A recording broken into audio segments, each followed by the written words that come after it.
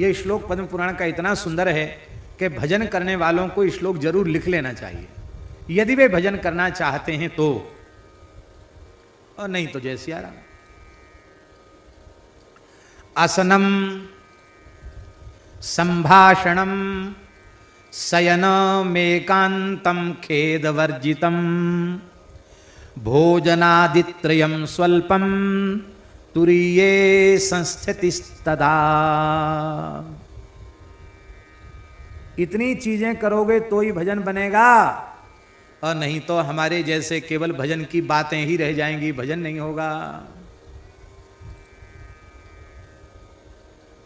भजन करना चाहते हो तो थोड़ा खाओ, ज्यादा ठूस ठूस के मत खाओ। पहली शर्त है ज्यादा मत खाओ।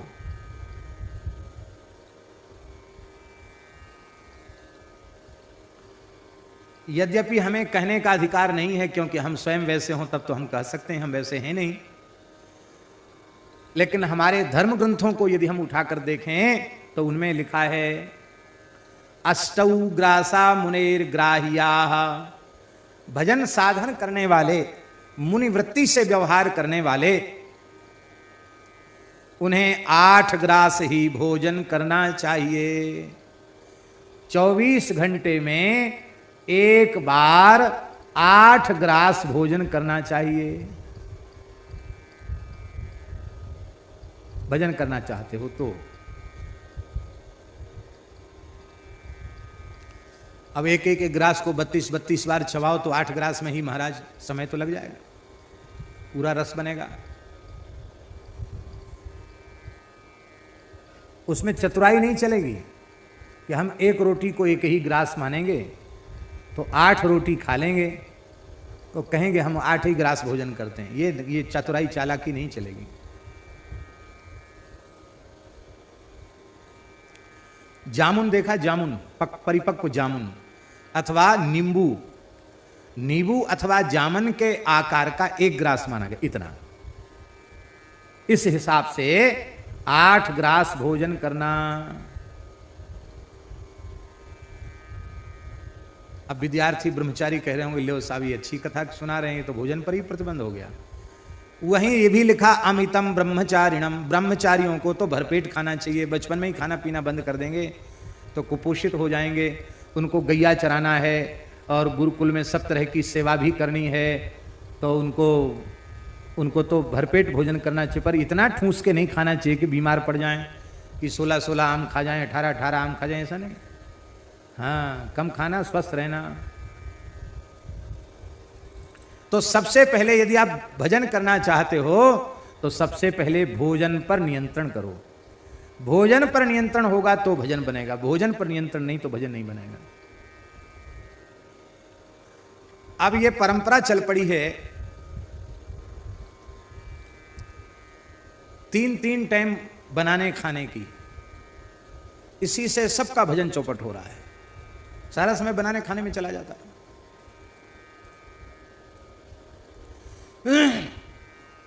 खाक चौक में पूज्य सदगुरुदेव जब पहाड़ी बाबा महाराज विराजमान थे, हमें याद नहीं है कि कभी बाल भोग बना हो। कभी कार्तिक पुणे का भंडारा वगैरह होता था तो लोगों को फिर उस दिन तो बाल भोग बन जाता, बाकी बाल भोग नहीं बनता था कभी भी। सामान्य दिनों में कभी बाल भोग नहीं बनता है। महाराज जी कहते थे बाल भोग करने से पेट खराब हो जाता है। कुछ भी खा लिया तो भूख तो मर गई, फिर दोपहर में बढ़िया से भूख लगेगी नहीं। और 11 बजे तक पंगत हो जाती थी, दिन में 11 बजे तक पंगत। 10 से 11 के बीच में ठाकुर 10:30 बजे भोग उसर जाता था खाक चौक में, और आधा घंटा बहुत है पंगत। ज्यादा मूर्ति नहीं होते थे, 10-12 मूर्ति, पंगत हो गई। और पंगत में ही एक पीतल का इतना बड़ा डिब्बा था, उस डिब्बा में हाथ फ्री रोटी, मूर्ति के हिसाब से रोटी रख दी जाती थी। ज्यादा आटा तो बाबा खर्च करने नहीं देते थे। 8 मूर्ति हैं तो 8 ही रोटी बचनी चाहिए, 9-10 नहीं। ब्यारू में 1 रोटी, 2 रोटी भी नहीं। थाली पत्तल तो किसी को लेने ही नहीं देते थे। हाथ पे रोटी लो, उसी पे साग खत्म हो गया तो अचार वैसे नहीं मिलता था खाने को। साग नहीं है तो अचार भी नहीं तो 1 कटोरी दूध, 1 रोटी, बस केवल 1 रोटी। और मान लो 8 मूर्ति हैं और 4 मूर्ति और आ गए। अब रात को ब्यारू तो बननी नहीं है, रात को तो केवल ठाकुर जी को अधोटा दूध का भोग लगना है, ब्यारू बननी नहीं है, और 4 मूर्ति और आ गए। तब फिर एक एक रोटी के 2-2 टुकड़े कर दिए जाते थे और वो पंच प्रमाण सबको बराबर बराबर दिया। एक मोटा टिक्कड़ आखिरी में होता था कुत्तों के लिए और एक बड़ा टिक्कड़ होता था गाय के लिए। तो कई बार विद्यार्थी को भूख लगती तो कुत्ता वाला भी खाए, बाबा महाराज जी को पता चल जाता कुत्ता वाले में से थोड़ा खा गए या गाय वाले में से खा गए, तब उसकी खैर नहीं।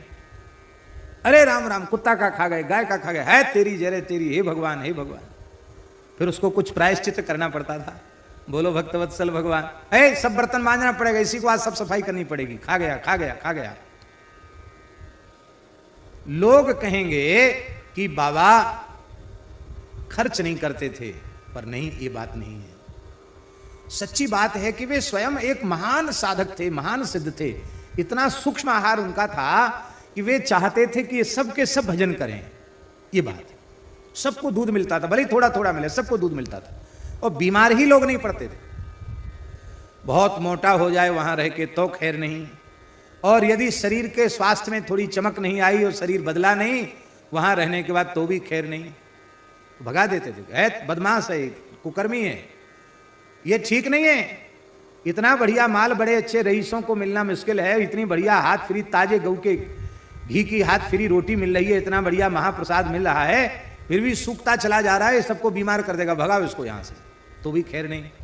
और ज्यादा मोटा हो गया, चोरी करके खाता होगा, सेवा नहीं करता इसलिए मोटा हो गया, तो भी खैर नहीं। ठीक रहो, न मोटे हो न पतले हो। बोलो वृंदावन बिहारी। हमें उन्होंने महंत बना दिया था, लेकिन हमारी जूठी थाली कोई उठा, पंगत में पाते थे, कोई हमारा शिष्य उठा के मले, ये भी उनको पसंद नहीं था। बूढ़े हो गए हो क्या, अपने नहीं मान सकते क्या, सबके बीच में बोल देते।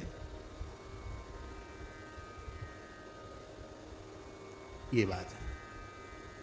तो महाराज जी कहते थे कि अन्न का थैला निरंतर भरा रहेगा तो डकारते रहोगे, उबासी लेते रहोगे, माला फेरने में भी सो जाओगे, भजन कहां से करोगे। इसलिए भजन के लिए पहली शर्त है भोजन पर नियंत्रण। अभी 2-3 दिन पुरानी बात है, पिताजी एक बात बोल रहे थे बुंदेली भाषा में, योगेंद्र जी को सुना रहे थे बुंदेली भाषा की एक कहावत। बोले जो रुचत नैया और जो पचत नैया और सामने आ जाए तो कछू भी बचत नहीं है। बोले ये हालत है हमारी, जो रुचता नहीं है पचता नहीं है, ये मत खाओ ये मत खाओ, बढ़िया चीज जो कुछ सामने बन के आ जाती है तो वो बचत नहीं है, वो बचना ही, उसको बचना ही नहीं, उसको तो पूरा हो जाता है। पहली शर्त है भोजन कम करें, जिससे आलस्य प्रमाद इंद्रियों में चंचलता अधिक न हो, कम से कम चंचलता हो। एक साथ भोजन नहीं घटाना है, एक साथ भोजन घटाने से भी स्वास्थ्य बिगड़ जाएगा। धीरे धीरे भोजन घटाओ, भजन बढ़ाना और भोजन घटाना। प्रतिदिन थोड़ा थोड़ा भोजन कम करें, शुद्ध भोजन करें, रजोगुणी तमोगुणी भोजन न करें। हमें एक घटना याद है, श्री मोटे गणेश जी वाले महाराज जी का परमन जी भंडारा था, उन्होंने भंडारा कराया था स्थान में, एक स्थान में भंडारा कराया उन्होंने, और रसोई ठीक नहीं बनी। तो आपको स्मरण में होगा कि उन्होंने कहा था, मेरे सामने की बात है, मोटे गणेश जी वाले महाराज जी ने कहा बताओ ये भोजन करके लोग साधु भजन करेंगे। इसलिए रजोगुणी तमोगुणी अन्न भी नहीं होना, शुद्ध सात्विक अन्न हो। रजोगुणी तमोगुणी लोगों के हाथ से बनाया गया न हो, रजोगुणी तमोगुणी लोगों के घरों का अन्न न हो। लोग कहते हैं किसान का अन्न बहुत पवित्र है, हम भी मानते हैं किसान का अन्न पवित्र है, पर एक बारीक बात का विचार करना। आप गैया नहीं पालते, आप भैंस पालते हो, भैंस बुढ़ी हो गई क्या करते हो, पड्डा क्या करते हो, बेचते हो कि नहीं, खरीदने वाला कौन है, आपके पास जो धन आया वो क्या है, किसका धन है? कभी विचार किया इस बात पर? गाय भी रखते हो तो दूध देने के बाद गाय को छोड़ देते हो अथवा बेच देते हो कम दाम में, वो कम पैसा देकर खरीदने वाला है कौन? अथवा आप भेड़ बकरी पालते हो, गाय नहीं पालते हो, तो भेड़ बकरी का भी क्या करते हो बताओ? क्या करते हो भेड़ बकरी का? किसे बेचते हो? फिर कहोगे हमारे यहां तो ये सब काम होता है, हमारे यहां खेत है, किसान है, हम मेहनत करके कमाते हैं। पर वो धन भी जो प्रकारांतर से मांस बेचने वाला धन भी आपके घर में आ रहा है, तो बोलो वो धन ग्राह्य है कि नहीं? बोलो, आप बताओ, ईमानदारी से बताओ। उसका अन्न लेना चाहिए कि नहीं लेना चाहिए? भले ही किसान हो तो क्या न लेना चाहिए?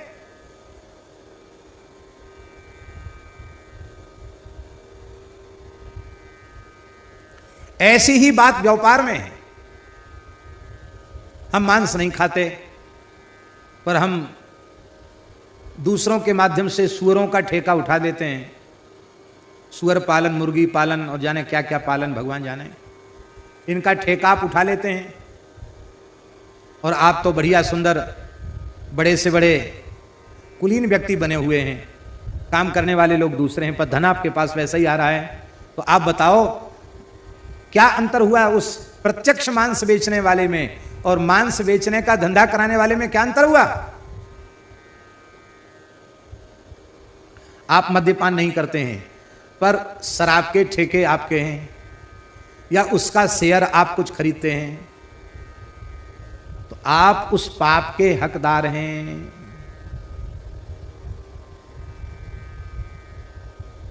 महाभारत में एक बात लिखी है कि अधर्म की कमाई से उपार्जित धन का दान करने वाले को दान का कोई भी पुण्य नहीं मिलता है। लोग सोचते हैं पाप की कमाई कर लेंगे, इतना दान कर देंगे तो हो जाएगा, सब ठीक हो जाएगा। नहीं नहीं, ठीक नहीं होगा। लिखा है महाभारत में, कर्ता पापेन लिप्यते, पाप कर्म करने वाला कर्ता पाप से लिप्त होगा, पाप से बच नहीं सकता, उसको नरक जाना ही पड़ेगा।